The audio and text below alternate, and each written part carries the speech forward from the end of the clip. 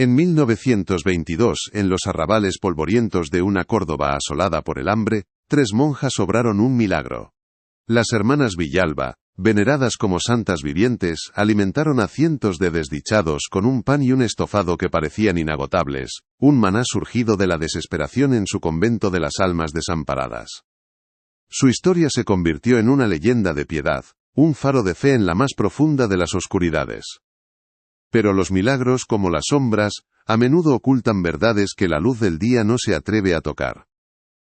La verdad sobre el pan de las Villalba no residía en el cielo, sino en las bodegas frías y húmedas de su convento, en un altar olvidado donde se practicaba un sacramento mucho más antiguo y terrible que la propia Eucaristía. Esta es la crónica de ese milagro, un relato sepultado bajo el peso de la vergüenza institucional y el silencio cómplice de un pueblo entero. La historia que estás a punto de escuchar permaneció enterrada durante más de un siglo. Antes de desenterrar este secreto, dinos en los comentarios desde qué ciudad nos acompañas. Y si te fascinan los misterios sombríos como este, asegúrate de que estás suscrito. Todo comienza, no en 1922, sino casi un siglo después, con un hombre llamado Julián Ferrer. Un historiador eclesiástico retirado, un archivista cuya vida ha transcurrido entre legajos silenciados y verdades censuradas por la misma institución a la que dedicó su fe. Para Julián, la leyenda de las Santas Villalba era más que historia, era un eco de su infancia, un cuento piadoso que su abuela le susurraba en las noches frías, una nana sobre la bondad infinita en tiempos de miseria. El convento, incluso en sus ruinas actuales, era un monumento a esa memoria infantil, un lugar de peregrinaje personal. No podía imaginar que la demolición inminente de una vieja parroquia cordobesa le obligaría a confrontar la verdadera naturaleza de esa nana, transformando un dulce recuerdo en una pesadilla de la que no podría despertar. El aire en el archivo de la parroquia del Santo Lamento era denso, un caldo espeso de polvo de papel, cera de velas apagadas y el aroma inconfundible del tiempo detenido. Julián Ferrer se movía entre las estanterías con la familiaridad de un fantasma, sus dedos rozando los lomos de cuero agrietado, cada libro un mausoleo de almas olvidadas. Su tarea era catalogar lo salvable antes de que la piqueta convirtiera aquel santuario de la memoria en escombros. Fue en un rincón olvidado, bajo una pila de misales devorados por la polilla donde la encontró. Una caja de madera de olivo, sin adornos pero sellada con un lacre episcopal de un rojo tan intenso que parecía una herida fresca. La inscripción, grabada a fuego en la tapa, era una advertencia y una sentencia. Asunto Villalba, no abrir. Por orden del obispado. 1925. El sello de cera se sentía extrañamente tibio bajo el pulgar de Julián. Romperlo fue un acto de profanación deliberada. Un desafío a un siglo de silencio impuesto. El chasquido del lacre al quebrarse resonó en la quietud del archivo como un hueso roto, liberando un suspiro de aire viciado que olía a incienso rancio y a algo más, algo vagamente metálico y dulce, como la sangre seca. Dentro, la decepción inicial fue palpable. No había informes oficiales, ni decretos eclesiásticos. Solo un único volumen encuadernado en piel oscura y sin título, y un fajo de cartas atadas con una cinta de seda descolorida. El volumen no era un registro, sino un diario. La caligrafía al principio firme y elegante, se iba descomponiendo página a página en un garabato febril, casi ilegible. Pertenecía al padre Anselmo, el confesor del convento de las Almas Desamparadas en el fatídico año de 1922. El convento de las Almas Desamparadas se erige aún hoy, o lo que queda de él, en las afueras de Córdoba. Es una mole de piedra calcárea que el tiempo y la hiedra han reclamado, sus muros manchados por la humedad como si lloraran perpetuamente. Adentrarse en sus ruinas es penetrar en un silencio antinatural, un vacío acústico donde ni siquiera los pájaros se atreven a cantar. El aire en su interior es gélido, incluso bajo el sol abrasador de Andalucía, y carga con un peso tangible, una opresión que se asienta en los hombros. Huele a moho, a piedra húmeda, y a ese incienso que parece haberse fosilizado en las paredes. Pero si uno permanece quieto el tiempo suficiente, si se atreve a inhalar profundamente, percibe una nota discordante bajo las demás. Un matiz de hierro, de matadero antiguo, un olor que la lluvia de 100 años no ha conseguido lavar del todo. En 1922, este lugar no era una ruina, sino un faro de esperanza. La ciudad de Córdoba se ahogaba en una espiral de enfermedad y escasez. Las colas del pan eran campos de batalla silenciosos, donde la desesperación se medía en costillas visibles y miradas vacías. En medio de esta desolación, el convento, dirigido con mano de hierro y fe inquebrantable por las hermanas Villalba, era un oasis. Sor Angustias, la matriarca, cuyo rostro severo parecía tallado en granito, era la visionaria. Sor Caridad, de sonrisa dulce y manos siempre ocupadas, cuidaba del orfanato anexo, un refugio para los pequeños despojos de la hambruna. Y luego estaba Sor Silencio, una figura imponente que vigilaba las puertas, cuyo voto de silencio la envolvía, en un aura de misterio y autoridad. Juntas, eran las artífices del milagro del pan eterno. Cada domingo, mientras el resto de la ciudad se consumía, las puertas del convento se abrían de par en par. Cientos de feligreses, con los estómagos anudados por el hambre, formaban una fila ordenada que serpenteaba por el patio. De las cocinas, regentadas por las propias hermanas, emanaba un aroma celestial a pan recién horneado y a un guiso espeso y reconfortante. Las fotografías de la época, que Julián Ferrer observaba ahora con una nueva y terrible perspectiva, mostraban a Sor Angustias y Sor Caridad, repartiendo escudillas humeantes. Sus rostros sonrientes, enmarcados por las tocas blancas, eran la imagen misma de la santidad. La multitud, agradecida, las veneraba. Nadie se preguntaba de dónde provenían los ingredientes en una ciudad donde hasta las ratas habían desaparecido.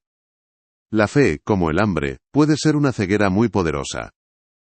Julián abrió el diario del padre Anselmo. La primera entrada, fechada en enero de 1922, era un panegírico a la fe de las hermanas. La hermana Angustias posee una devoción que avergonzaría a los propios ángeles, escribió el sacerdote. Su convento es la prueba viviente de que la mano de Dios no abandona a sus hijos en la tribulación. Las páginas siguientes describían con detalle el milagro dominical, la logística de alimentar a tantos con tan poco. Anselmo lo atribuía a la oración, a una providencia divina que multiplicaba sus escasas provisiones. Hablaba de la dulzura de Sor Caridad con los huérfanos, de cómo los arropaba y les cantaba nanas por las noches. Mencionaba la imponente presencia de Sor Silencio como un pilar de orden y disciplina en un mundo que se desmoronaba. Pero a medida que avanzaba la primavera, el tono del diario comenzaba a cambiar, sutilmente al principio, como una nota desafinada en una sinfonía celestial. El padre Anselmo empezó a registrar extraños rituales nocturnos. Hablaba de cánticos en un latín arcaico que no reconocía, procedentes de las bodegas del convento. Describía un olor peculiar que a veces impregnaba la capilla durante las misas matutinas. Un aroma dulzón y pesado que se mezclaba con el del incienso. Una noche vio a Sor Silencio arrastrando un pesado saco de arpillera hacia la cocina a una hora impía. Cuando preguntó a Sor Angustias al día siguiente, ella simplemente sonrió y respondió: «Son los caminos del Señor, Padre. A veces nos pide sacrificios que la mente no puede comprender, solo el alma». El punto de inflexión llegó en una entrada de abril.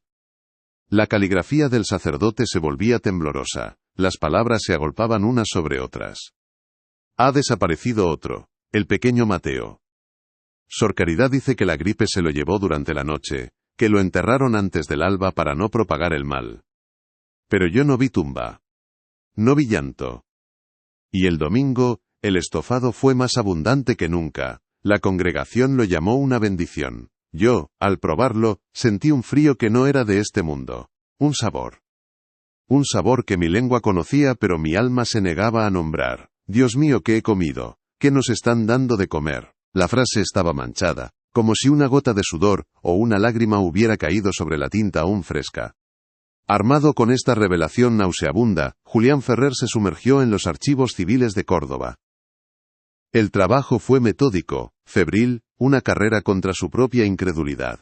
Cruzó los nombres de los huérfanos mencionados en el diario del padre Anselmo con los registros de defunción de la época.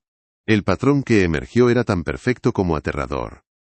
Cada vez que un niño del orfanato de las almas desamparadas era registrado como fallecido por la gripe española, o desaparecido presuntamente fugado, El domingo inmediatamente posterior el convento celebraba lo que los periódicos locales llamaban una «fiesta de la caridad», un banquete de una abundancia inusitada. La correlación era matemática, una ecuación macabra escrita con las vidas de los más inocentes. El historiador siguió tirando del hilo. Encontró informes policiales de la época, breves y desestimados.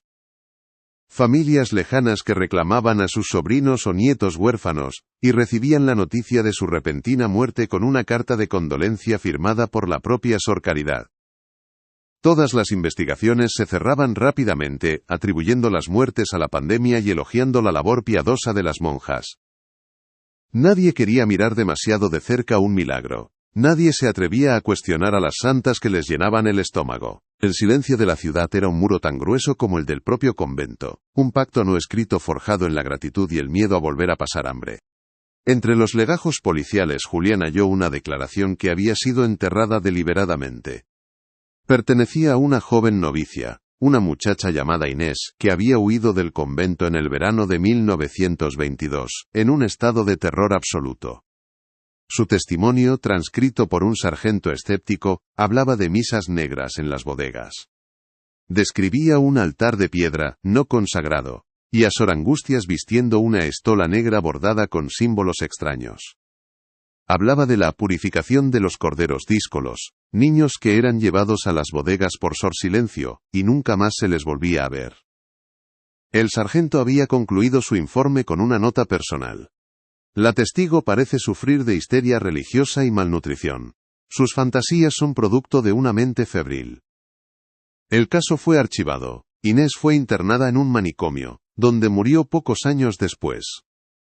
La pieza final del rompecabezas apareció en un lugar inesperado: los registros de suministros del convento. Julián los encontró en un archivo municipal, cubiertos por una gruesa capa de polvo. Eran listas meticulosas de compras, harina, aceite, vino, verduras, pero la partida de carne era casi inexistente. Compraban cantidades ínfimas de cerdo o cordero, apenas lo suficiente para el consumo de las propias monjas. Sin embargo, los testimonios de la época y los artículos de prensa hablaban de un estofado rico y sustancioso, un guiso de carne que saciaba el hambre más atroz. La discrepancia era un abismo, un vacío lógico que solo podía llenarse con la más horrible de las suposiciones. El convento alimentaba a cientos, pero apenas compraba comida. El milagro no era la multiplicación de los panes, sino la procedencia de la carne. Julián regresó a la caja de madera de olivo. Sentía que algo se le había escapado. Sus dedos recorrieron el interior forrado de terciopelo raído hasta que notaron una irregularidad en el fondo. Una ligera protuberancia. Forzó la madera con la punta de una navaja y el falso fondo cedió con un gemido seco. Debajo, envuelto en un paño de lino amarillento, reposaba otro libro. Era más pequeño que el diario, encuadernado en piel de cerdo. En la portada, grabado en letras doradas casi borradas, un título que helaba la sangre: Recetario de la Divina Providencia. A primera vista, parecía un simple libro de cocina conventual, con recetas de dulces, panes y licores de hierbas. Con manos temblorosas, Julián pasó las páginas. Las primeras recetas eran inocentes: rosquillas de la Ascensión, vino de la paciencia. Pero a mitad del libro, el tono cambiaba. Las instrucciones se volvían extrañamente rituales, las medidas imprecisas, los ingredientes ambiguos. Y entonces, llegó a la página marcada con una cinta roja. El título del capítulo era Platos para la Gran Comunión. La primera receta se llamaba Estofado de la Penitencia. La lista de ingredientes comenzaba de forma normal: cebollas, ajos, laurel. Pero la instrucción principal era una blasfemia escrita con una caligrafía pulcra y devota. Para el estofado de la penitencia, tómese la parte más tierna del desobediente, preferiblemente de edad joven para asegurar su pureza. Conságrese la pieza en el altar de piedra con la oración de la cosecha y déjese marinar en vino y lágrimas de arrepentimiento. El libro era un manual litúrgico de canibalismo. Detallaba con una precisión quirúrgica y una devoción aterradora cómo desmembrar, preparar y consagrar los cuerpos de los niños. Cada parte del cuerpo tenía un propósito teológico y culinario. El corazón se asaba para fortalecer la fe de los líderes. Los huesos servían para hacer un caldo que purificaba el alma de los congregantes, la carne se guisaba lentamente para simbolizar la paciencia de Dios ante el pecador. No era un acto de supervivencia desesperada, era un ritual de fe retorcida, una interpretación monstruosa del sacramento de la Eucaristía. Sor Angustias no creía estar cometiendo un pecado, sino cumpliendo una orden divina. Estaba transformando literalmente la carne inocente en el cuerpo de Cristo para la salvación de su rebaño. La revelación más atroz, sin embargo, no estaba en la preparación, sino en el propósito. La Congregación Famélica de Córdoba no solo había comido carne humana sin saberlo, habían participado en un sacramento satánico, en una misa negra disfrazada de acto de caridad. Cada vez que abrían la boca para recibir una cucharada del estofado milagroso, cada vez que daban un mordisco al pan tierno y blanco, estaban comulgando en un altar de abominación. Creían recibir la gracia de Dios, pero en realidad estaban devorando las almas que las propias monjas habían jurado proteger. La ironía era tan cruel como el propio acto. Fueron salvados de la inanición física a costa de una condena espiritual de la que nunca serían conscientes. Julián Ferrer cerró el libro de golpe, un movimiento reflejo para contener el horror que emanaba de sus páginas. El olor a guiso y pan recién hecho que a veces creía percibir en su propia casa por las noches cobró de repente un sentido espantoso. Los susurros de su abuela sobre las santas se convirtieron en el eco de un grito ahogado. La leyenda de su infancia se había podrido, revelando el gusano que anidaba en su corazón. Se imaginó la escena, la cocina del convento, sus azulejos blancos salpicados de un carmesí que no era de vino, el gran horno de leña rugiendo como una boca del infierno, y el rostro sereno de Sor Angustias, moviendo el cucharón con la misma piedad con la que otros rezan el rosario. ¿Cuál parte de esta revelación sombría te ha impactado más? Deja tu reacción en los comentarios. El diario del padre Anselmo proporcionaba el epílogo de la tragedia. La última entrada, escrita con una mano tan crispada que la pluma había rasgado el papel, describía la confrontación final. Impulsado por una mezcla de terror y deber sagrado, el sacerdote había bajado a las cocinas en mitad de la noche. Encontró a Sor Angustias de rodillas frente al horno, rezando. Sor Silencio, a su lado, afilaba un cuchillo de carnicero con un ritmo lento y metódico, el sonido del acero contra la piedra llenando la estancia. El aire estaba cargado con el olor de la cocción y el humo, un velo grasiento que se pegaba a la piel y a la garganta. Anselmo la confrontó. Le arrojó a la cara las palabras del Evangelio, la ley de Dios, el horror de sus actos. La respuesta de Sor Angustias, según el diario, fue de una calma aterradora. No había ira en su voz, ni culpa en sus ojos, solo una convicción fanática inquebrantable. Padre, usted ve pecado donde solo hay obediencia, le dijo, su voz suave como la de una madre corrigiendo a un niño. Dios nos pidió un sacrificio para salvar a su rebaño. Nos pidió que transformáramos a nuestros corderos más puros en el verdadero pan de vida. ¿Quiénes somos nosotros para cuestionar su infinita sabiduría? Esto no es un asesinato. Es un sacramento. El sacerdote intentó razonar, suplicar, pero sus palabras se rompían contra el muro de la fe demente de la monja. Ella no veía niños, veía ingredientes para un milagro. No veía sangre, veía la materia prima de la salvación. El diario describe cómo Sor Silencio dejó de afilar el cuchillo y se levantó, su sombra proyectada por el fuego del horno cubriendo al sacerdote. La última frase que el padre Anselmo consiguió escribir antes de que su crónica se interrumpiera para siempre fue un garabato desesperado. No es la fe en Dios. Es el hambre de Dios. Nos devorará a todos. Después de eso, solo había una mancha de tinta, como si la pluma hubiera caído de una mano sin vida. La historia oficial, la que Julián encontró en la última carta de la caja, la firmada por el obispo en 1925, fue mucho más limpia y pragmática. El padre Anselmo murió oficialmente de un ataque al corazón. Poco después, una inspección sanitaria del obispado clausuró el convento. Las hermanas Villalba no fueron juzgadas, ni ejecutadas. Eso habría creado un escándalo imposible de contener. En su lugar, fueron declaradas dementes, víctimas de una histeria mística, agravada por la hambruna. Fueron trasladadas en secreto a un sanatorio eclesiástico en los Pirineos, un lugar del que nadie regresa, donde vivieron el resto de sus días en el olvido. El mal no fue castigado, fue ocultado. El milagro nunca fue desmentido públicamente. El convento fue abandonado, y la naturaleza comenzó su lenta labor de sepultura. La gente de Córdoba, los descendientes de aquellos que fueron salvados por las monjas, prefirieron aferrarse a la leyenda piadosa. Los rumores oscuros fueron desestimados como calumnias, como intentos de manchar la memoria de sus santas benefactoras. Es más fácil vivir con un milagro conveniente que con una verdad indigesta. El secreto colectivo se mantuvo, no por una conspiración activa, sino por la necesidad humana de creer en la bondad, incluso cuando ésta se disfraza con el rostro del horror. La historia se convirtió en folclore, en un cuento de fantasmas para asustar a los niños. Y así, el convento de las almas desamparadas se convirtió en un lugar tabú. Un lugar que los locales evitan tras la puesta de sol. Cuentan que en las noches de luna nueva, si te acercas a sus muros derruidos, puedes oír el eco de canciones de cuna tarareadas por una voz dulce. Dicen que a veces, el viento que silba a través de los vitrales rotos, trae consigo el olor inconfundible a pan recién hecho, un aroma que emana de la propia tierra, como si el suelo recordara los crímenes que ha absorbido.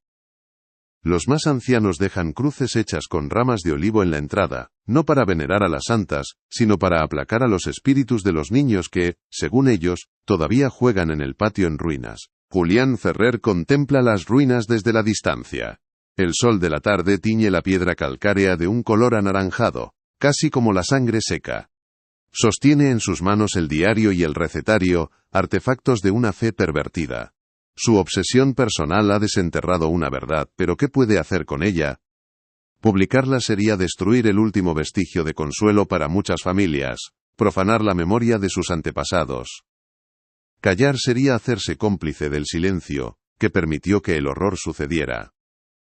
Es la eterna encrucijada del historiador, la elección entre la herida de la verdad y la paz de la mentira. Desde que abrió aquella caja sellada, su vida ha cambiado. El silencio de su archivo ya no es reconfortante, está lleno de susurros, el olor a papel viejo a veces se mezcla con el aroma de un guiso que nadie está cocinando. Y en sus sueños una mujer con el rostro dulce de Sor Caridad, el rostro de las fotografías, le acuna mientras le tararea una nana. La canción habla de un pequeño cordero que se perdió en el campo y nunca fue encontrado. Se despierta con el sabor del pan en la boca, y un frío en el alma que ni el sol de la mañana puede calentar. El legado de las hermanas Villalba no está en las ruinas de su convento, ni en los legajos olvidados de un archivo. Su verdadero legado es una pregunta inquietante que resuena a través de las décadas. Una pregunta que Julián Ferrer, y ahora nosotros, no podemos evitar hacernos. ¿Cuántos otros milagros en la historia no son más que horrores bien disfrazados? ¿Cuántas otras santas no son más que monstruos santificados por la necesidad y el silencio? El mal no siempre lleva cuernos y tridente. A veces, lleva una toca de monja, y te ofrece un plato de comida caliente en tu momento de mayor debilidad. La historia de las hermanas Villalba nos obliga a mirar a los abismos que pueden abrirse cuando la fe se divorcia de la humanidad, cuando la devoción se convierte en una justificación para lo impensable. Nos recuerda que los monstruos más aterradores no son los que se esconden en las sombras, sino los que caminan a plena luz del día, aclamados como salvadores. El pan que ofrecían era real, saciaba el hambre. Pero el precio era un alma por cada plato. Un alma por cada vida salvada. Una contabilidad macabra que nunca fue saldada. Y la pregunta final, la más perturbadora de todas, la que se queda flotando en el aire gélido de las ruinas del convento. ¿Y si los niños nunca desaparecieron del todo? ¿Y si, de alguna manera perversa, siguen ahí, atrapados en la memoria de la piedra, en el sabor fantasma del pan, en la gratitud heredada de un pueblo que prefirió no saber? Y si siguen esperando, no a ser vengados, sino simplemente a ser encontrados, a que alguien finalmente llame a sus muertes por su verdadero nombre, no un sacrificio, no un milagro, sino un asesinato. Si esta investigación te ha mantenido en vilo hasta el final, demuestra tu apoyo dándole a me gusta al vídeo, y compartiéndolo con alguien que también adore los misterios. Y para no perderte ninguna de nuestras crónicas oscuras, suscríbete y activa la campana. Hasta la próxima vez, que las sombras te sean leves. En 1922, en los arrabales polvorientos de una Córdoba asolada por el hambre, 3 monjas obraron un milagro. Era una época en la que el aire mismo parecía fino y quebradizo, cargado con el polvo ocre que se pegaba a los pulmones, y el lamento silencioso de los estómagos vacíos. La muerte no era un evento, sino una atmósfera, una niebla persistente que se aferraba a los umbrales de las casas. En este páramo de desesperación, las hermanas Villalba, veneradas como santas vivientes por una población arrodillada por la necesidad, alimentaron a cientos de desdichados, con un pan y un estofado que parecían inagotables. Un maná surgido de la miseria en su convento de las almas desamparadas. Su historia se convirtió en una leyenda de piedad, un faro de fe en la más profunda de las oscuridades, un relato susurrado de generación en generación como prueba de la divina providencia. Pero los milagros, como las sombras que proyectan las velas en un altar, a menudo ocultan verdades que la luz del día no se atreve a tocar, deformando la realidad hasta volverla irreconocible. La verdad sobre el pan de las Villalba no residía en el cielo, sino en las bodegas frías y húmedas de su convento, en un altar olvidado donde se practicaba un sacramento mucho más antiguo y terrible que la propia Eucaristía.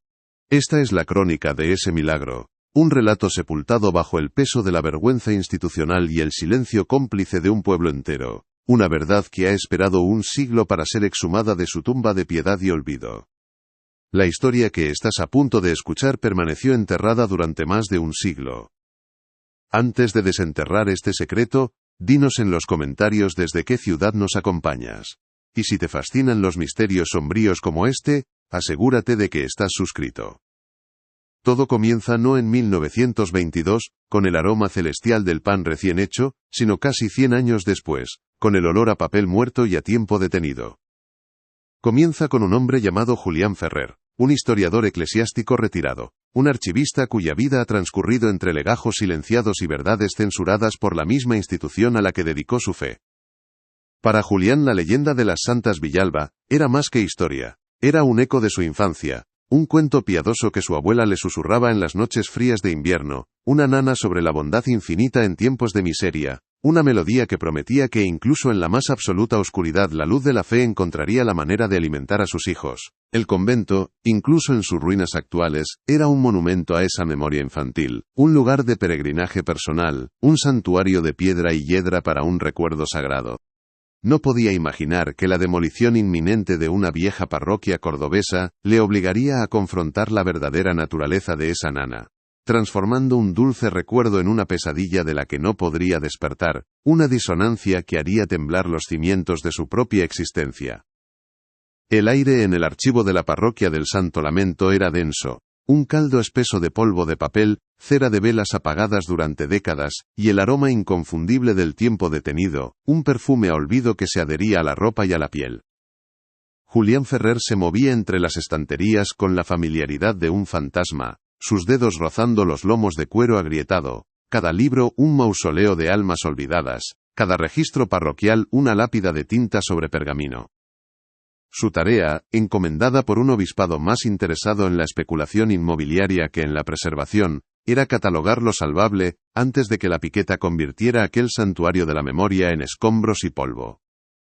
Fue en un rincón olvidado, bajo una pila de misales devorados por la polilla y la humedad, donde la encontró. Una caja de madera de olivo, sin adornos, austera y anónima, pero sellada con un lacre episcopal de un rojo tan intenso que parecía una herida fresca. Una gota de sangre coagulada que había resistido el paso de un siglo. La inscripción, grabada a fuego en la tapa con una caligrafía severa, era una advertencia y una sentencia. Una orden que había sido obedecida durante generaciones. Asunto Villalba, no abrir. Por orden del obispado. 1925. El sello de cera se sentía extrañamente tibio bajo el pulgar de Julián, como si el calor de la mano que lo impuso 90 años atrás aún persistiera en su interior, una fiebre latente. Romperlo fue un acto de profanación deliberada, un desafío a un siglo de silencio impuesto, la curiosidad del historiador venciendo al respeto del creyente. El chasquido del lacre al quebrarse resonó en la quietud del archivo como un hueso roto. Un sonido seco y definitivo que pareció liberar un suspiro de aire viciado, un aliento que olía a incienso rancio y a algo más, algo vagamente metálico y dulce, como la sangre seca sobre un paño de lino. Dentro, la decepción inicial fue palpable. No había informes oficiales, ni decretos eclesiásticos, ni voluminosos expedientes de investigación. Solo un único volumen encuadernado en piel oscura y sin título, y un fajo de cartas atadas con una cinta de seda que alguna vez fue blanca y ahora era del color del hueso. El volumen no era un registro sino un diario. La caligrafía, al principio firme y elegante, una muestra de erudición clerical, se iba descomponiendo página a página en un garabato febril. Un sismógrafo del terror que se inclinaba y se retorcía hasta volverse casi ilegible. Pertenecía al padre Anselmo, el confesor del convento de las Almas Desamparadas en el fatídico año de 1922. El convento de las Almas Desamparadas se erige aún hoy, o lo que queda de él, en las afueras de Córdoba, como un esqueleto varado en la orilla del tiempo. Es una mole de piedra calcárea que el tiempo y la hiedra han reclamado, sus muros manchados por la humedad como si lloraran perpetuamente lágrimas de salitre y moho. Adentrarse en sus ruinas es penetrar en un silencio antinatural, un vacío acústico donde ni siquiera los pájaros se atreven a cantar, como si el propio aire estuviera atenazado por un miedo ancestral. El ambiente en su interior es gélido, incluso bajo el sol abrasador de Andalucía, y carga con un peso tangible, una opresión que se asienta en los hombros y dificulta la respiración. Huele a moho, a piedra húmeda, y a ese incienso que parece haberse fosilizado en las paredes, una fragancia sagrada que se ha podrido con el tiempo. Pero si uno permanece quieto el tiempo suficiente, si se atreve a inhalar profundamente más allá de la decadencia superficial, percibe una nota discordante bajo las demás, un matiz de hierro, de matadero antiguo, un olor a óxido y a carne que la lluvia de 100 años no ha conseguido lavar del todo de los viejos sillares del patio y de las baldosas de la cocina. En 1922, este lugar no era una ruina, sino un faro de esperanza en un mar de miseria. La ciudad de Córdoba se ahogaba en una espiral de enfermedad y escasez, sus calles convertidas en procesiones de espectros con la piel tensa sobre los huesos. Las colas del pan eran campos de batalla silenciosos donde la desesperación se medía en costillas visibles y miradas vacías. En medio de esta desolación, el convento, dirigido con mano de hierro y fe inquebrantable por las hermanas Villalba, era un oasis. Sor Angustias, la matriarca, cuyo rostro severo parecía tallado en granito, era la visionaria, la que hablaba directamente con Dios. Sor Caridad, de sonrisa dulce y manos siempre ocupadas, cuidaba del orfanato anexo, un refugio para los pequeños despojos de la hambruna. Y luego estaba Sor Silencio, una figura imponente que vigilaba las puertas, cuyo voto de silencio autoimpuesto la envolvía en un aura de misterio y autoridad inescrutable. Juntas, eran las artífices del milagro del pan eterno, un prodigio que las elevó al estatus de leyendas vivientes. Cada domingo, mientras el resto de la ciudad se consumía, las puertas del convento se abrían de par en par, y de sus cocinas emanaba un aroma celestial que prometía la salvación, al menos por un día más. La fe, como el hambre, puede ser una ceguera muy poderosa. Cada domingo, mientras el resto de la ciudad se consumía en una fiebre de hambre y desesperanza, las puertas del convento de las Almas Desamparadas se abrían de par en par, como los brazos de una madre piadosa. Cientos de feligreses, con los estómagos anudados por el hambre y la piel translúcida pegada a los huesos, formaban una fila ordenada que serpenteaba por el patio de losas gastadas. De las cocinas, regentadas por las propias hermanas, emanaba un aroma celestial, una promesa de sustento que se enroscaba en el aire polvoriento, el olor a pan recién horneado, a levadura viva, y a un guiso espeso y reconfortante, cuyo vapor parecía llevar consigo la bendición misma de Dios. Las fotografías de la época, que Julián Ferrer observaba ahora con una nueva y terrible perspectiva, capturaban este instante de aparente salvación. Mostraban a Sor Angustias y Sor Caridad repartiendo escudillas humeantes con una eficiencia serena. Sus rostros sonrientes enmarcados por las tocas blancas e inmaculadas, eran la imagen misma de la santidad, un icono de misericordia en un lienzo de miseria. La multitud, agradecida, las veneraba, recibiendo el alimento con las manos temblorosas y lágrimas en los ojos. Nadie se preguntaba de dónde provenían los ingredientes en una ciudad donde, hasta las ratas, habían desaparecido de los callejones. La fe, como el hambre, puede ser una ceguera muy poderosa, una venda que uno mismo se ata sobre los ojos para no tener que mirar al abismo. Julián deslizó sus dedos sobre la superficie de una de aquellas fotografías, el papel de bromuro de plata frío y liso bajo su piel. La imagen, congelada en un sepia eterno, mostraba el rostro de un niño, de no más de 6 años, mirando directamente a la cámara mientras sostenía su escudilla. Sus ojos eran 2 pozos oscuros, demasiado grandes para su cara afilada, y en ellos no había alegría, ni gratitud, sino una extraña y profunda resignación, una sabiduría terrible que no correspondía a su edad. Detrás de él, la figura imponente de Sor Silencio montaba guardia, sus manos cruzadas dentro de las amplias mangas de su hábito, su rostro sin expresión, una estatua de vigilancia y orden. El historiador sintió un escalofrío que no tenía nada que ver con la temperatura del archivo. Ya no veía una obra de caridad, veía un rebaño siendo conducido al matadero, veía a los verdugos disfrazados de pastoras, y el olor a estofado que casi podía evocar de la imagen se le antojaba ahora el perfume nauseabundo de una trampa mortal. La cámara había capturado la verdad sin saberlo, un secreto latente en el grano de la fotografía, esperando a que unos ojos, un siglo después, supieran cómo leerlo. Cada sonrisa de las monjas parecía ahora una mueca, cada gesto de bondad, una calculada pieza de una liturgia profana. Con un suspiro que pareció remover el polvo de 90 años, Julián abrió el diario del padre Anselmo. El cuero de la encuadernación crujió como una articulación anquilosada.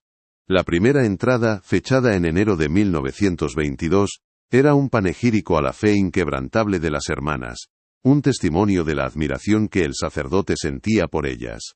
La hermana Angustias posee una devoción que avergonzaría a los propios ángeles, escribió el sacerdote con una caligrafía pulcra y segura, las letras inclinadas con la reverencia de un hombre de fe.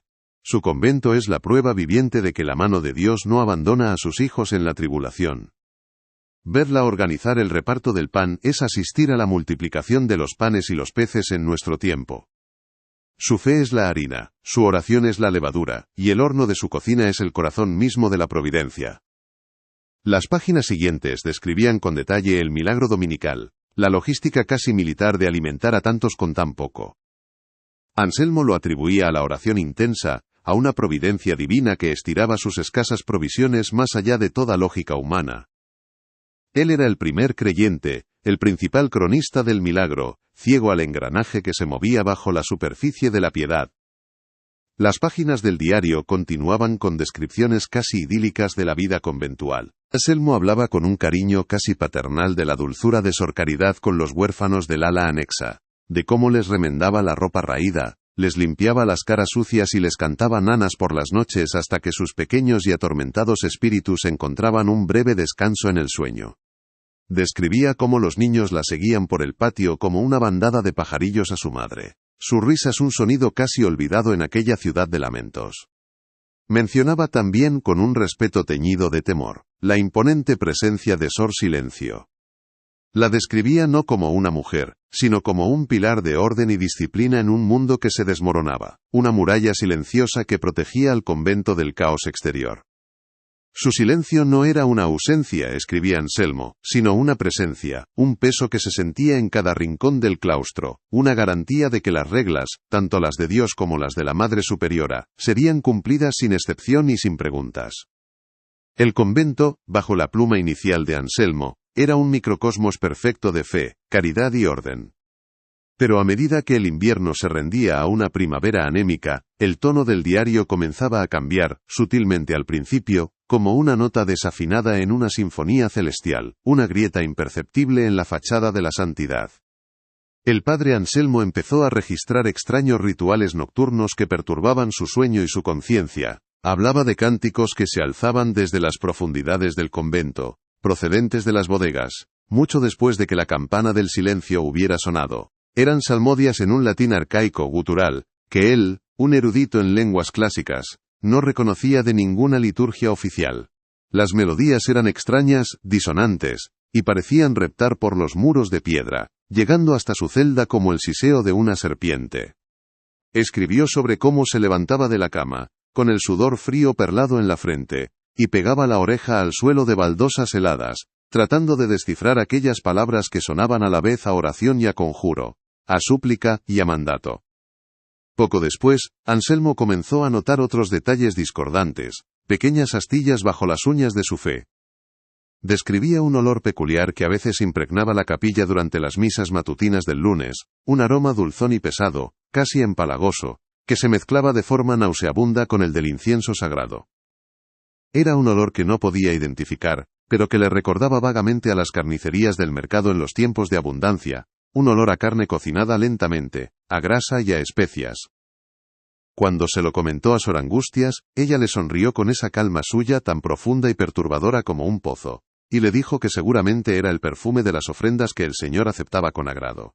La explicación no lo tranquilizó, al contrario, la semilla de una duda monstruosa comenzó a germinar en la tierra oscura de su mente, una duda que temía regar con más preguntas.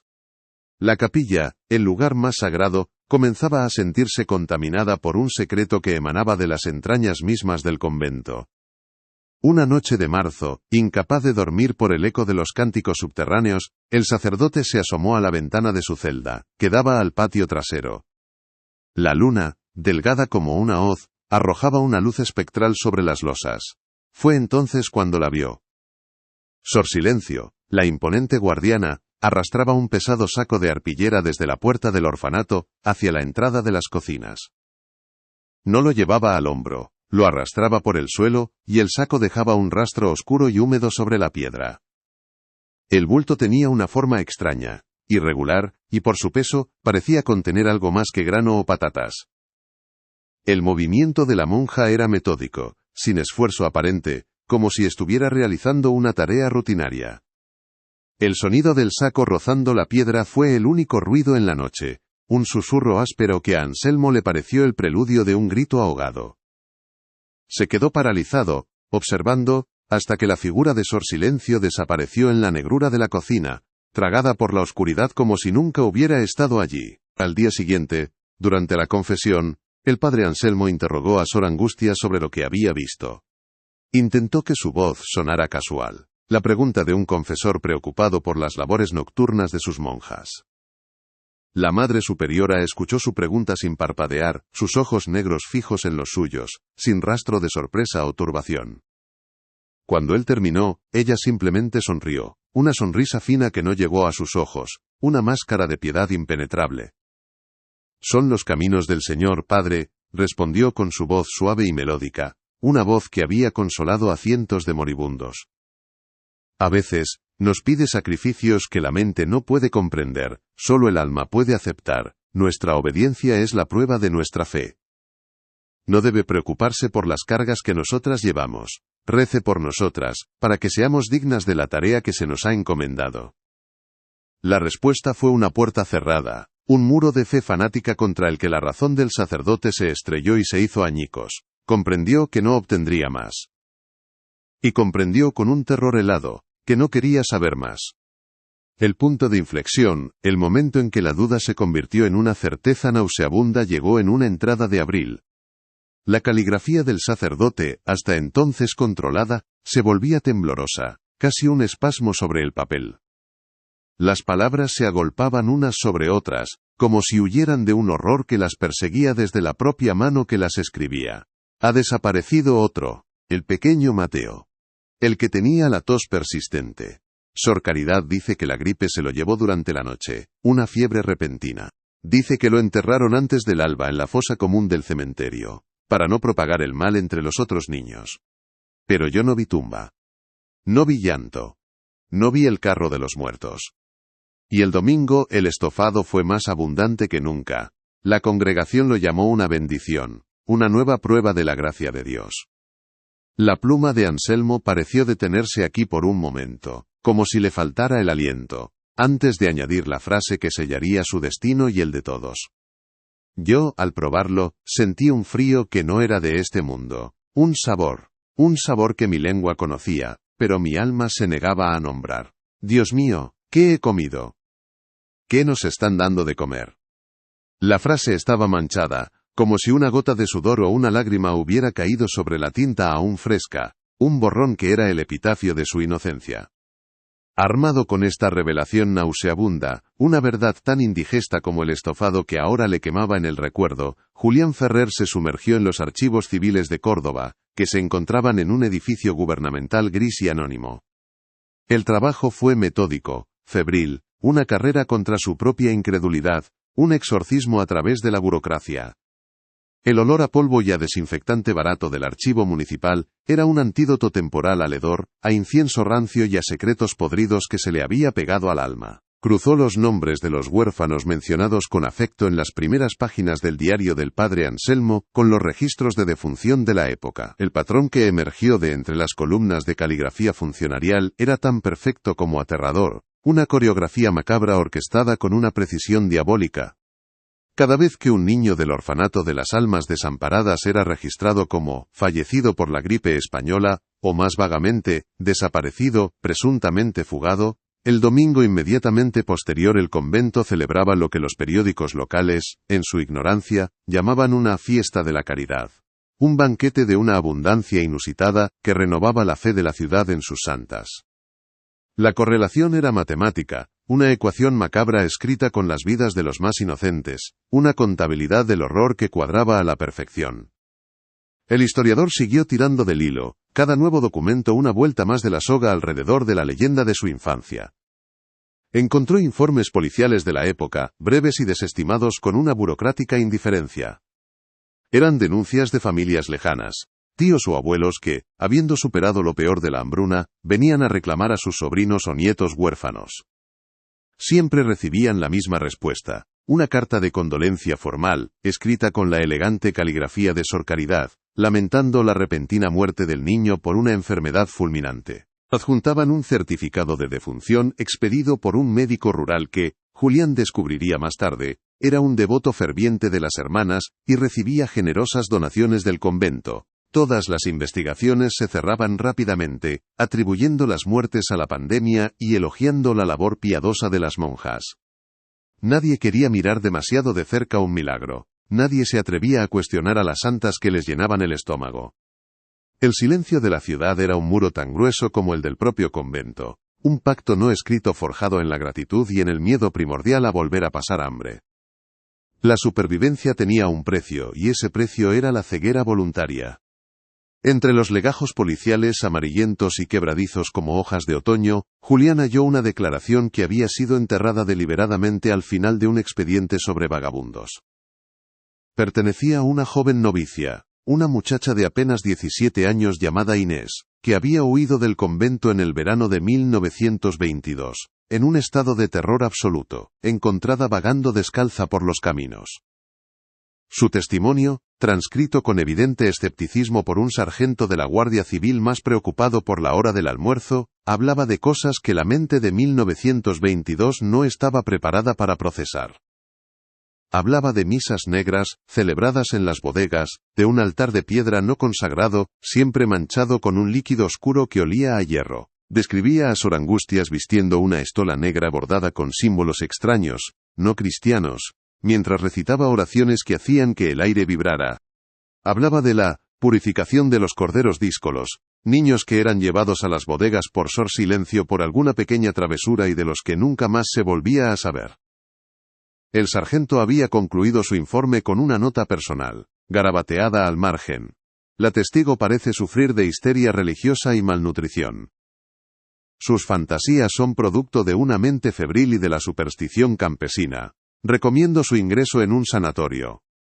El caso por supuesto fue archivado. La palabra de una muchacha aterrorizada no podía competir con la reputación de 3 santas vivientes. Julián, con el corazón encogido, buscó el rastro de Inés en otros archivos, los del Hospital Psiquiátrico Provincial. La encontró. Fue internada por orden judicial una semana después de su declaración, con un diagnóstico de locura mística y delirios de persecución. Las notas del médico que la trataba describían a una joven que se negaba a comer, que gritaba durante la noche sobre el estofado del diablo, y que dibujaba compulsivamente en las paredes de su celda un horno de leña, con un rostro humano en su interior. Murió pocos años después, oficialmente de tuberculosis, aunque las notas sugerían que se había dejado morir de hambre, aterrorizada por cada plato de comida que le ofrecían. Su verdad murió con ella. Ahogada por los muros del manicomio y por un sistema que prefería sacrificar a un testigo incómodo, antes que enfrentar una realidad monstruosa. Inés no estaba loca. Había sido la única lo suficientemente cuerda como para ver el infierno y tratar de advertir a los demás. ¿Cuál parte de esta revelación sombría te ha impactado más? Deja tu reacción en los comentarios. La pieza final del rompecabezas, la prueba irrefutable que conectaba la desaparición de los niños con el milagro culinario, apareció en un lugar inesperado: los registros de suministros del convento. Julián los encontró por pura casualidad en un archivo municipal, mal catalogados dentro de una caja de registros agrícolas, cubiertos por una gruesa capa de polvo que parecía protegerlos del mundo.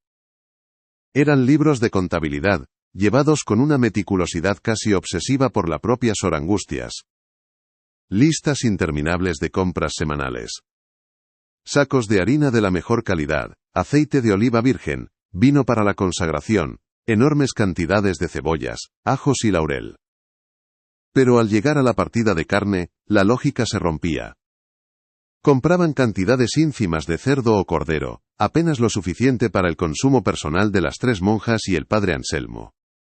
Un par de kilos a la semana, no más. Sin embargo, los testimonios de la época y los entusiastas artículos de la prensa local hablaban de un estofado rico y sustancioso, un guiso de carne que saciaba el hambre más atroz y devolvía el color a las mejillas de los desnutridos. La discrepancia era un abismo, un vacío lógico que solo podía llenarse con la más horrible de las suposiciones. El convento alimentaba a cientos de personas cada domingo con un plato principal de carne, pero apenas compraba carne. Julián releyó las cifras una y otra vez, esperando haber cometido un error, rezando para que hubiera una explicación racional. Pero no la había. Los números eran claros, fríos e implacables. El milagro no era la multiplicación de los panes. El verdadero y espantoso milagro era la procedencia de la carne. No venía del mercado. No venía de donaciones, pues no había registro de ellas. Venía de la única fuente de materia prima, que el convento poseía en abundancia, y que se renovaba constantemente gracias a la miseria exterior. Los cuerpos de los niños huérfanos, los desamparados, las almas que nadie echaría de menos, los corderos díscolos ofrecidos en el altar de la supervivencia. El libro de contabilidad no era un simple registro de gastos, era el libro de cuentas de una carnicería sagrada. Con una sensación de vértigo, como si el suelo del archivo se hubiera abierto bajo sus pies, Julián regresó a su estudio. La caja de madera de olivo, la que había iniciado todo, reposaba sobre su escritorio. Sentía con una certeza visceral que algo se le había escapado, que la caja aún no le había entregado su secreto más oscuro. Sus dedos, temblorosos, recorrieron el interior forrado de terciopelo raído, que olía a madera vieja y a algo más, a ese aroma dulzón que ahora asociaba con la capilla del convento. Palpó cada centímetro de la base, hasta que sus yemas notaron una minúscula irregularidad en el fondo, una ligera protuberancia, una junta casi invisible. Forzó la delgada lámina de madera con la punta de una navaja de bolsillo, y el falso fondo cedió con un gemido seco, el sonido de un secreto que se rinde tras un siglo de resistencia. Debajo, envuelto en un paño de lino amarillento y manchado, reposaba otro libro.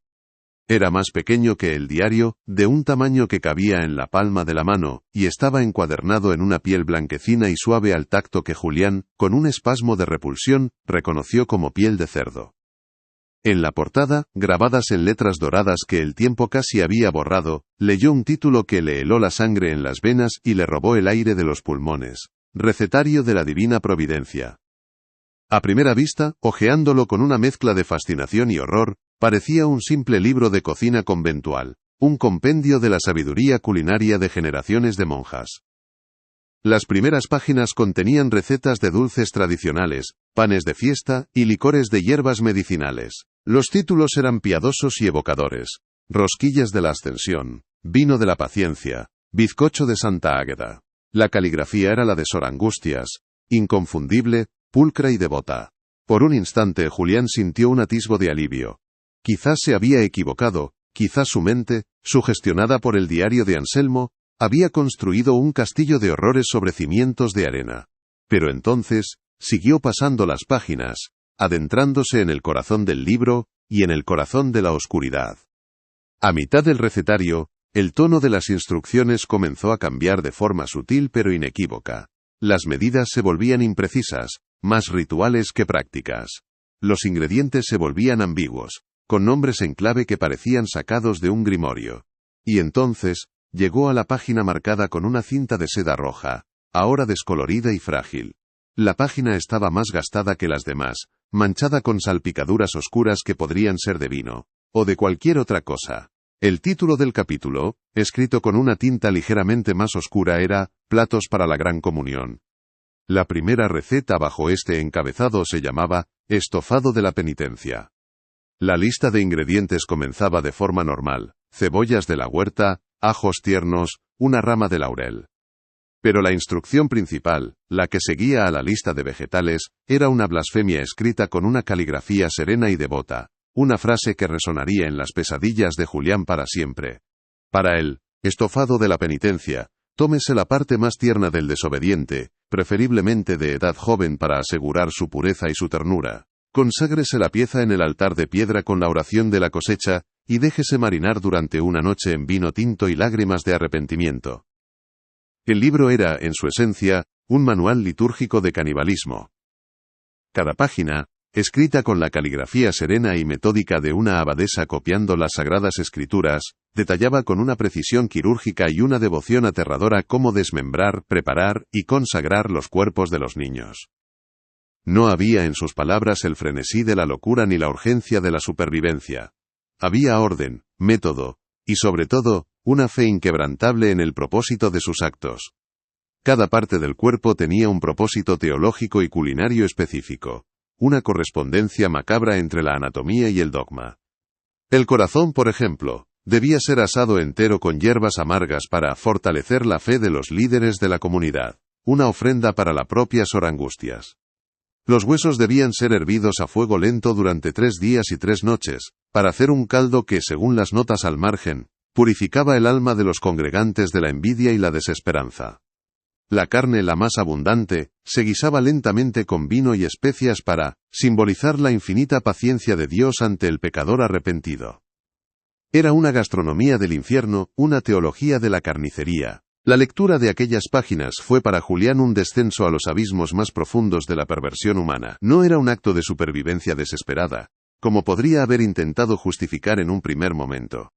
Era un ritual de fe retorcida, una interpretación monstruosa del sacramento de la Eucaristía, llevada a su conclusión más literal y blasfema.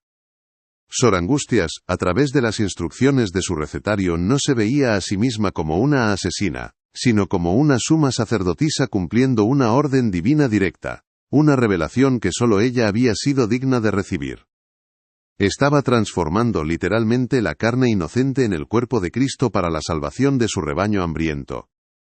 Cada niño sacrificado no era una víctima, sino un mártir involuntario, un cordero de Dios cuya inmolación permitía que la comunidad sobreviviera un domingo más. La cocina del convento no era una cocina, era un templo. Y el horno de leña no era un horno, era el altar sacrificial donde se consumaba el milagro más oscuro. La revelación más atroz, sin embargo, la que hizo que Julián tuviera que apartarse del escritorio y respirar hondo para no vomitar, no estaba en la preparación, sino en el propósito final.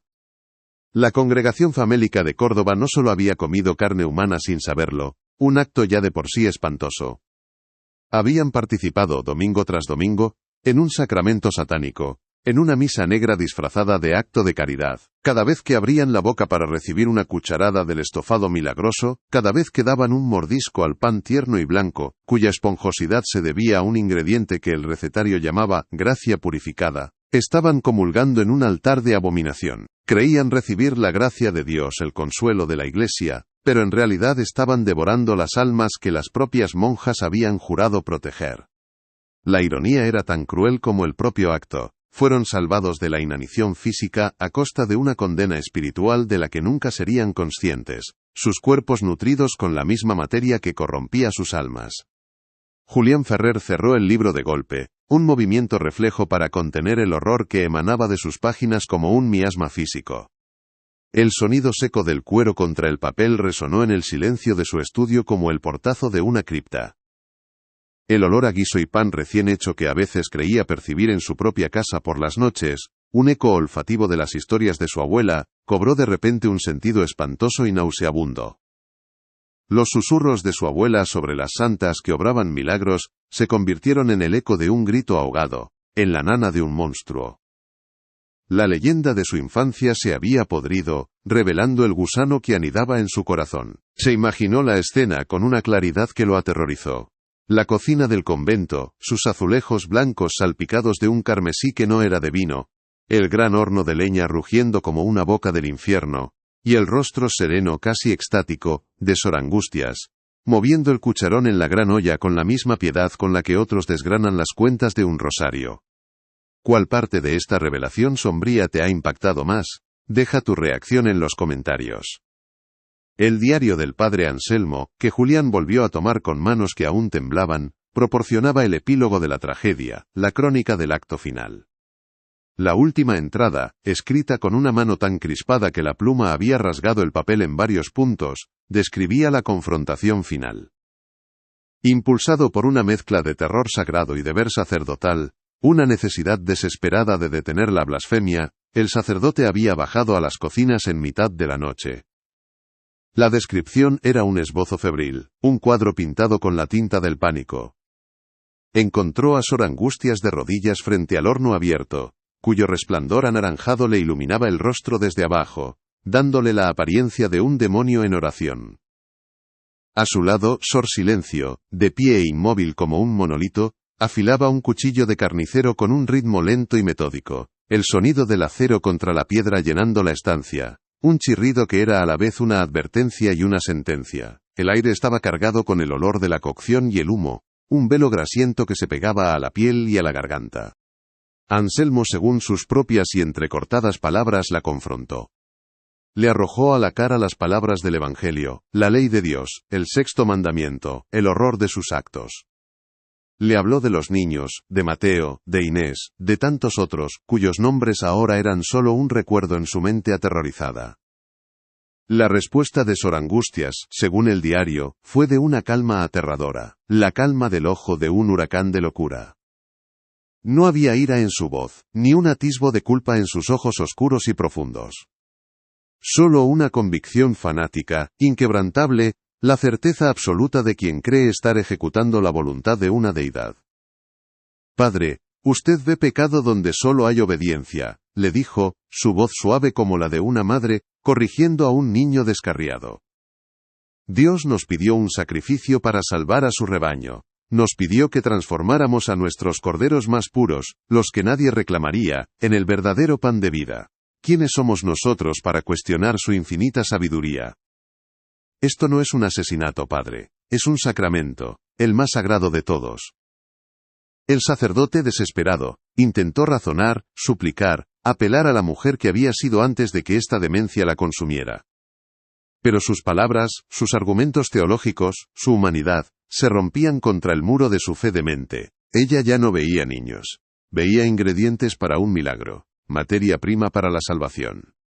No veía sangre en sus manos. Veía la Eucaristía en su forma más pura y primordial. El diario describe cómo, durante la discusión, Sor Silencio dejó de afilar el cuchillo. El cese del sonido fue más aterrador que el chirrido mismo. La imponente monja se levantó, su sombra proyectada por el fuego del horno cubriendo al sacerdote como un sudario. La última frase que el padre Anselmo consiguió escribir antes de que su crónica se interrumpiera para siempre, fue un garabato desesperado, casi ilegible. Una epifanía final en el umbral de su propia muerte. No es la fe en Dios. Es el hambre de Dios, un hambre que nos devorará a todos. Después de eso, solo había una mancha de tinta, grande y oscura, como si la pluma hubiera caído de una mano sin vida, y hubiera sangrado sobre la página su último y silencioso testimonio. La historia oficial, la que Julián encontró en la última carta de la caja, la que estaba escrita en un papel timbrado del obispado y firmada por el propio obispo en 1925, fue mucho más limpia, pragmática, y en su frialdad, casi más obscena que el propio crimen. El padre Anselmo murió oficialmente de un súbito y lamentable ataque al corazón, su cuerpo encontrado en su celda a la mañana siguiente. Poco después, una inspección sanitaria de urgencia, ordenada por el obispado, clausuró el convento de las Almas Desamparadas, alegando condiciones insalubres y un brote de tifus. las hermanas Villalba no fueron juzgadas, ni excomulgadas, ni mucho menos ejecutadas. Eso habría creado un escándalo imposible de contener, una mancha en la reputación de la Iglesia que habría tardado siglos en borrarse. La fe del pueblo, ya frágil por la hambruna, no habría resistido la revelación de que sus santas eran en realidad monstruos caníbales. El mal no fue castigado, fue ocultado con la eficiencia de una burocracia milenaria. En su lugar, Sor Angustias, Sor Caridad y Sor Silencio fueron declaradas dementes, víctimas de una histeria mística agravada por la malnutrición y el estrés de la época. Fueron trasladadas en secreto, en mitad de la noche, a un sanatorio eclesiástico aislado en los Pirineos, una institución especializada en tratar a clérigos con problemas de fe o de conciencia, un lugar del que nadie regresa y del que no existen registros públicos. Allí vivieron el resto de sus días en el olvido, borradas de la historia, sus crímenes sepultados bajo diagnósticos psiquiátricos y votos de silencio. El milagro del pan y el estofado nunca fue desmentido públicamente, simplemente se dejó que se desvaneciera en el folclore, transformándose de un evento real a una leyenda piadosa. La Iglesia no limpió la herida, simplemente la cubrió con una venda de silencio, esperando que la gangrena del secreto nunca saliera a la luz. El convento fue abandonado a su suerte, y la naturaleza comenzó su lenta e inexorable labor de sepultura. La hiedra trepó por los muros como un sudario verde, los techos se hundieron bajo el peso de la lluvia y el olvido, y los pasillos donde una vez resonaron las risas de los niños se llenaron de un silencio antinatural. La gente de Córdoba, los descendientes de aquellos que fueron salvados por las monjas, prefirieron aferrarse a la leyenda piadosa. Era más fácil vivir con un milagro conveniente que con una verdad indigesta.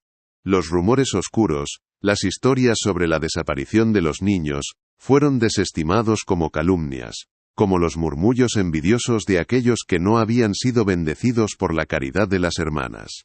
El secreto colectivo se mantuvo, no por una conspiración activa sino por la necesidad humana de creer en la bondad, incluso cuando ésta se disfraza con el rostro del horror. La historia se convirtió en folclore, en un cuento de fantasmas para asustar a los niños desobedientes, la forma más segura de preservar una verdad sin tener que enfrentarla.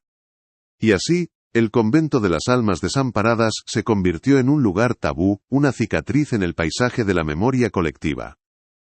Un lugar que los locales evitan tras la puesta de sol, que señalan con una mezcla de reverencia y temor. Cuentan en susurros que en las noches de luna nueva, si te acercas a sus muros derruidos y guardas silencio, puedes oír el eco de canciones de cuna tarareadas por una voz dulce y triste, la voz de Sor Caridad buscando a sus pequeños perdidos. Dicen que a veces, el viento que silba a través de los vitrales rotos trae consigo el olor inconfundible a pan recién hecho, un aroma fantasma que emana de la propia tierra, como si el suelo recordara los crímenes que ha absorbido y se negara a olvidarlos. Los más ancianos, los nietos de los supervivientes, dejan cruces hechas con ramas de olivo en la verja oxidada de la entrada, no para venerar a las santas, sino para aplacar a los espíritus de los niños que, según ellos, todavía juegan en el patio en ruinas, esperando una justicia que nunca llegó. Julián Ferrer contempla las ruinas desde la distancia segura de una colina cercana. El sol de la tarde tiñe la piedra calcárea de un color anaranjado, casi como la sangre seca, haciendo que los muros parezcan una herida abierta en la tierra. Sostiene en sus manos el diario y el recetario, artefactos de una fe pervertida, objetos que queman al tacto con el peso de su verdad. Su obsesión personal ha desenterrado una historia que la Iglesia y el tiempo se esforzaron por enterrar, pero ahora se enfrenta a una pregunta terrible. ¿Qué puede hacer un hombre con un horror de este tamaño? Publicarlo sería destruir el último vestigio de consuelo para muchas familias de Córdoba, profanar la memoria de sus antepasados, revelándoles que su supervivencia se cimentó sobre los huesos de niños inocentes. Callar, por otro lado, sería hacerse cómplice del silencio, perpetuar la mentira, permitir que las víctimas sigan siendo solo un ingrediente anónimo en una leyenda piadosa. Es la eterna encrucijada del historiador, la elección entre la herida purificadora de la verdad y la paz gangrenosa de la mentira. Desde que abrió aquella caja sellada con lacre episcopal, su vida ha cambiado de formas sutiles pero profundas. El silencio de su archivo ya no es reconfortante, está lleno de susurros que no puede descifrar. El olor a papel viejo y a polvo a veces se mezcla sin previo aviso, con el aroma de un guiso que nadie está cocinando, un olor que se cuela por debajo de la puerta de su estudio y le revuelve el estómago. Y en sus sueños, una mujer con el rostro dulce y triste de Sor Caridad, el rostro que ha visto en las fotografías, le acuna mientras le tararea una nana. La canción habla de un pequeño cordero que se perdió en el campo y nunca fue encontrado. Se despierta cada vez con el sabor fantasma del pan en la boca, y un frío en el alma que ni el sol andaluz de la mañana puede calentar. El pasado no está muerto, ni siquiera es pasado. A veces, se sienta a tu mesa y te ofrece de comer. El legado de las hermanas Villalba no está en las ruinas de su convento ni en los legajos olvidados de un archivo polvoriento. Su verdadero legado, su herencia más oscura, es una pregunta inquietante que resuena a través de las décadas como el tañido de una campana rota. Una pregunta que Julián Ferrer, y ahora nosotros, no podemos evitar hacernos.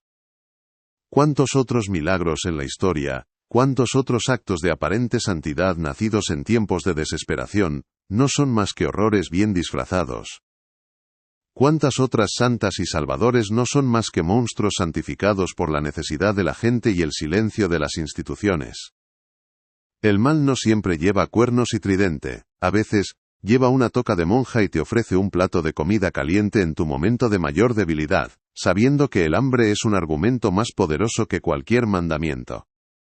La historia de las hermanas Villalba nos obliga a mirar a los abismos que pueden abrirse cuando la fe se divorcia de la humanidad, cuando la devoción se convierte en una justificación para lo impensable, cuando el amor a Dios se transforma en un desprecio por sus criaturas.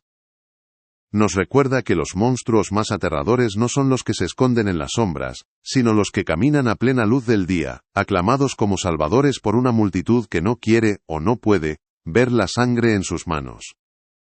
El pan que ofrecían era real, saciaba el hambre, el estofado era real, devolvía la fuerza a los cuerpos debilitados. Pero el precio era un alma. Un alma por cada plato. Un alma por cada vida salvada. Una contabilidad macabra que nunca fue saldada. Una deuda que sigue creciendo con cada generación que repite la leyenda sin conocer su origen. Y la pregunta final, la más perturbadora de todas, la que se queda flotando en el aire gélido de las ruinas del convento como un susurro infantil. ¿Y si los niños nunca desaparecieron del todo? ¿Y si, de alguna manera perversa y terrible, siguen ahí, atrapados en la memoria de la piedra, en el sabor fantasma del pan, en la gratitud heredada de un pueblo que prefirió no saber?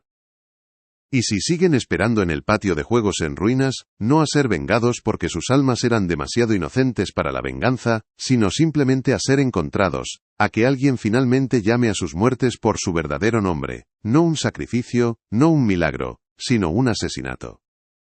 A que alguien por fin rece por ellos, y no por sus verdugas. Si esta investigación te ha mantenido en vilo hasta el final, demuestra tu apoyo dándole a me gusta al vídeo, y compartiéndolo con alguien que también adore los misterios. Y para no perderte ninguna de nuestras crónicas oscuras, suscríbete y activa la campana.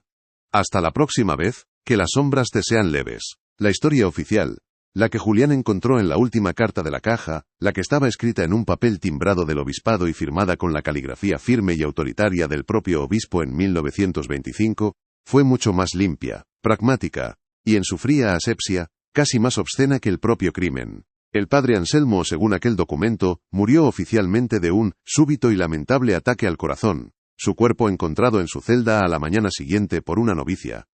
Poco después, una inspección sanitaria de urgencia, ordenada por el obispado, clausuró el convento de las almas desamparadas, alegando condiciones insalubres y un brote de tifus que ponía en riesgo a la comunidad. Las hermanas Villalba no fueron juzgadas, ni excomulgadas, ni mucho menos ejecutadas. Eso habría creado un escándalo imposible de contener, una mancha en la reputación de la Iglesia que habría tardado siglos en borrarse. La fe del pueblo, ya frágil por la hambruna y la enfermedad, no habría resistido la revelación de que sus santas eran, en realidad, monstruos caníbales. La institución, con la sabiduría de 2 milenios de experiencia en la gestión de secretos, optó no por la justicia, sino por el control de daños.